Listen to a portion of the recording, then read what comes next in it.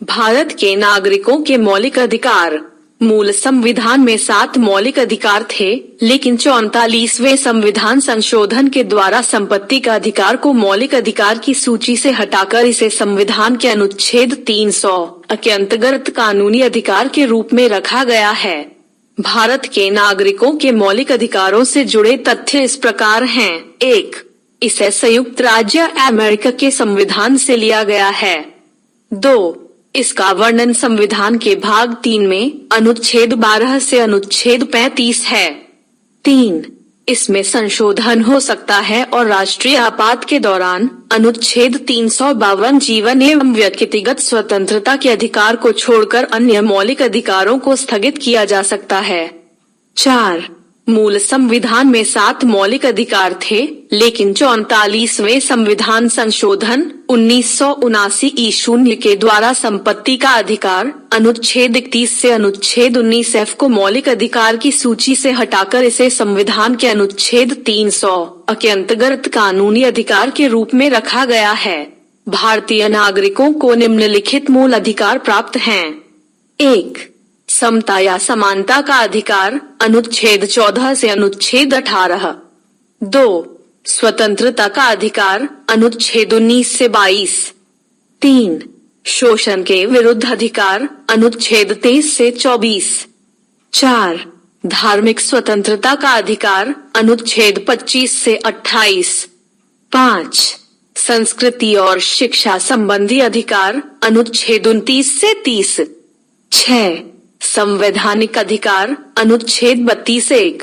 समता या समानता का अधिकार अनुच्छेद 14। विधि के समक्ष समता। इसका अर्थ यह है कि राज्य सही व्यक्तियों के लिए एक समान कानून बनाएगा तथा उन पर एक समान ढंग से उन्हें लागू करेगा।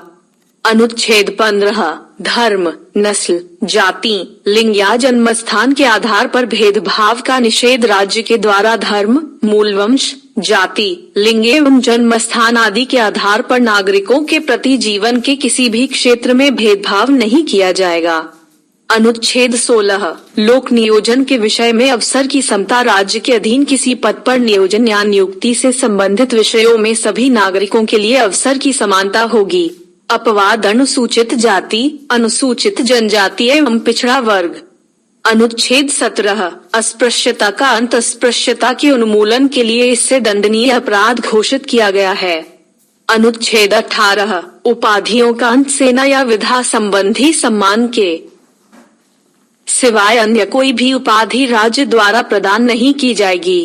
भारत का कोई नागरिक किसी अन्य देश से बिना राष्ट्रपति की आज्ञा के कोई उपाधि स्वीकार नहीं कर सकता है। 2. स्वतंत्रता का अधिकार। अनुच्छेद 19। मूल संविधान में 7 तरह की स्वतंत्रता का उल्लेख था, अब सिर्फ 6 हैं। 19. अब बोलने की स्वतंत्रता। 19. बी शांतिपूर्वक बिना हथियारों के एकत्रित होने और सभा करने की स्वतंत्रता। 19. सी संघ बनाने की स्वतंत्रता।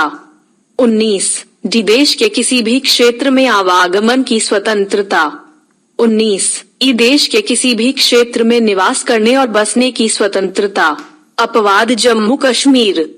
19. एफ संपत्ति का अधिकार। 19. जी कोई भी व्यापार एवं जीविका चलाने की स्वतंत्रता। नोट: प्रेस की स्वतंत्रता का वर्णन अनुच्छेद 19 में ही है। अनुच्छेद 20 अपराधों के लिए दोष सिद्धि के संबंध में संरक्षण। इसके तहत 3 प्रकार की स्वतंत्रता का वर्णन है।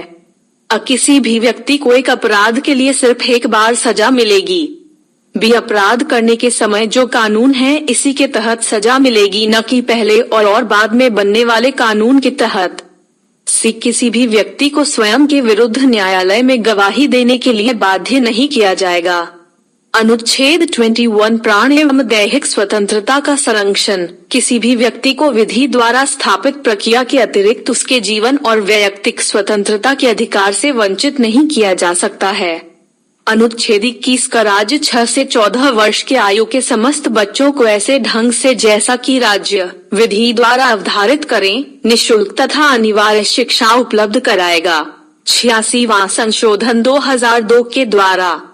अनुच्छेद 22 कुछ दशाओं में गिरफ्तारी और निरोध में संरक्षण। अगर किसी भी व्यक्ति को मनमाने ढंग से हिरासत में ले लिया गया हो तो उसे 3 प्रकार की स्वतंत्रता प्रदान की गई है। 1 हिरासत में लेने का कारण बताना होगा। 2 24 घंटे के अंदर आने जाने के समय को छोड़कर उसे दंडाधिकारी के समक्ष पेश किया जाएगा। 3 उसे अपने पसंद के वकील से सलाह लेने का अधिकार होगा। निवारक निरोध भारतीय संविधान के अनुच्छेद 22 के खंड 3, 4, 5 तथा 6 में तत्संबंधी प्रावधानों का उल्लेख है। निवारक निरोध कानून के अंतर्गत किसी व्यक्ति को अपराध करने के पूर्व ही गिरफ्तार किया जाता है।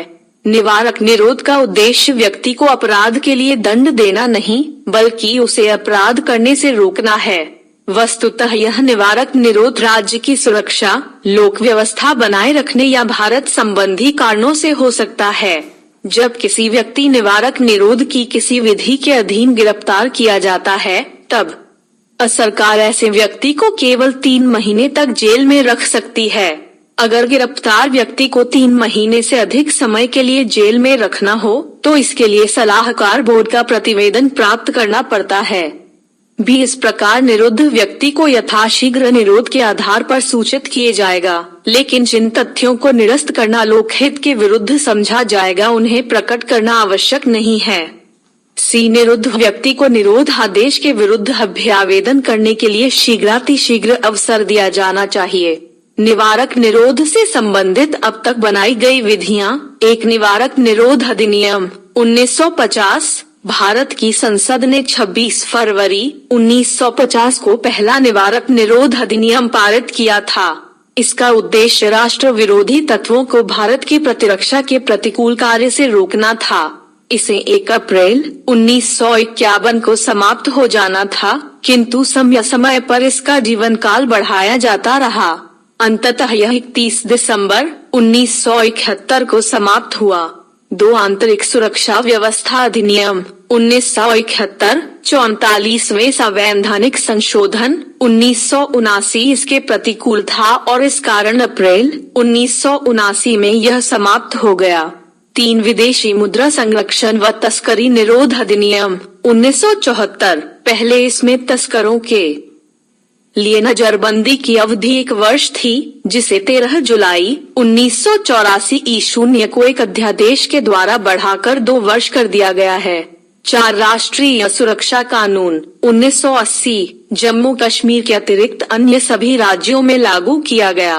5 आतंकवादी एवं विध्वंसकारी गतिविधियां निरोधक कानून टाडा। निवारक निरोध व्यवस्था के अंतर्गत अब तक जो कानून बने उनमें यह सबसे अधिक प्रभावी और सर्वाधिक कठोर कानून था। 23 मई 1995 को इसे समाप्त कर दिया गया।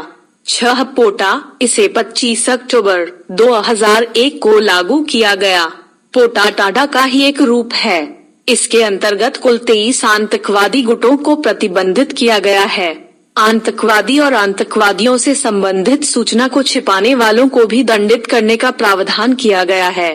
पुलिस शक के आधार पर किसी को भी गिरफ्तार कर सकती है, किंतु बिना आरोप पत्र के 3 महीने से अधिक हिरासत में नहीं रख सकती। पोटा के तहत गिरफ्तार व्यक्ति हाई कोर्ट या सुप्रीम कोर्ट में अपील कर सकता है, लेकिन यह अपील भी गिरफ्तारी के 3 महीने बाद ही हो सकती है। 21 सितंबर 2004 को इसे अध्यादेश के द्वारा समाप्त कर दिया गया।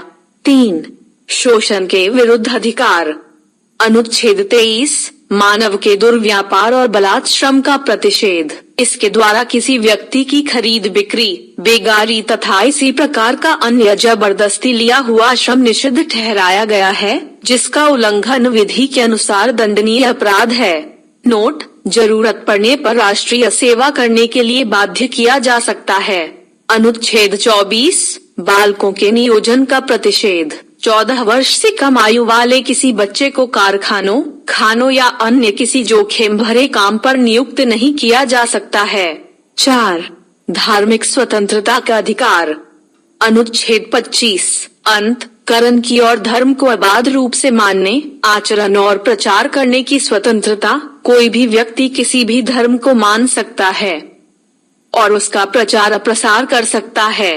अनुच्छेद 26 धार्मिक कार्यों के प्रबंध की स्वतंत्रता, व्यक्ति को अपने धर्म के लिए संस्थाओं की स्थापना व पोषण करने, विधि सम्मत संपत्ति के अर्जन, स्वामित्व व प्रशासन का अधिकार है।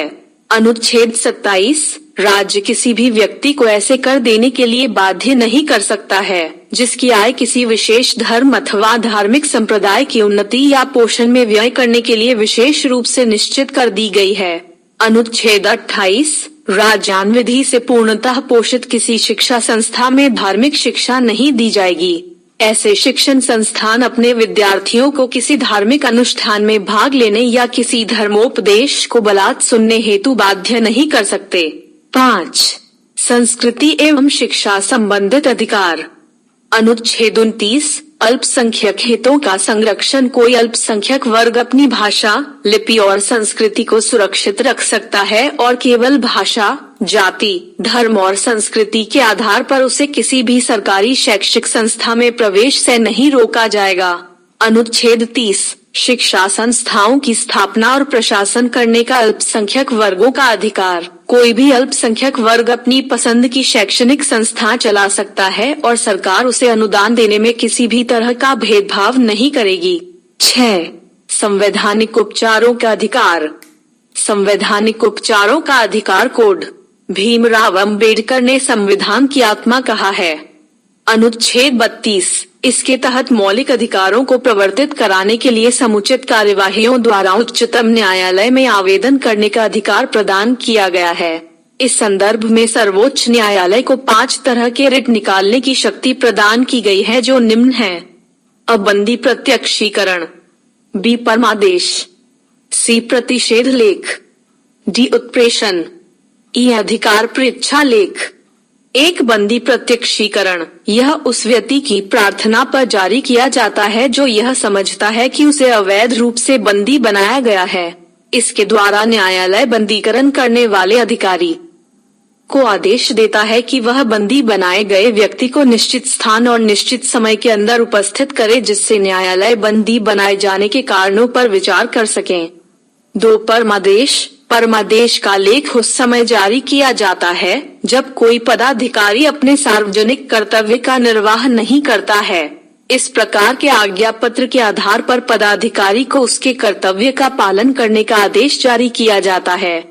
3. प्रतिषेध लेख, यह आज्ञा पत्र सर्वोच्च न्यायालय तथा उच्च न्यायालय द्वारा निम्न न्यायालयों तथा अर्ध न्यायिक न्यायाधिकरणों को जारी करते हुए आदेश दिया जाता है कि इस मामले में अपने यहाँ कार्यवाही न करें कि उनकी यह मामला उनके अधिकार क्षेत्र के बाहर है।